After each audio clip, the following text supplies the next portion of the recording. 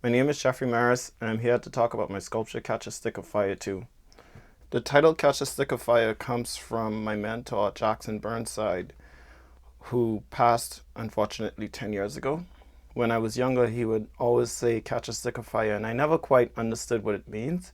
But in time, it unfolded, and I realized that what he was saying is to be intentional about the way that I live my life and to seize every opportunity that comes before me. In this sculpture, I incorporate gardening, an aluminum welded structure, and coral belt plants.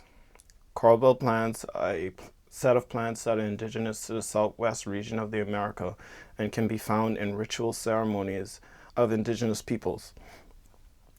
I started this series of sculptures a year ago when I was living in New Haven, Connecticut, and I wanted to be extremely intentional about my art practice and the way that I lived my life.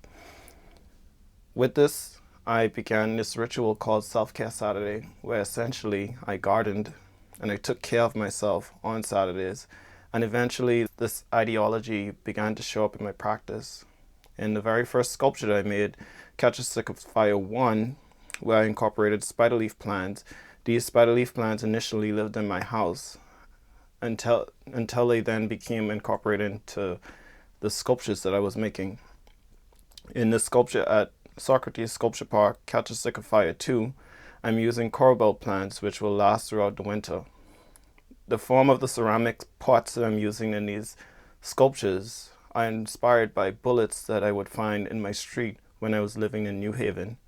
So I'm thinking about violence, or I'm thinking about these bullets or these ceramic forms instead as being indicators or signifiers of a kind of violence, and the plants as being oppositional to that violence.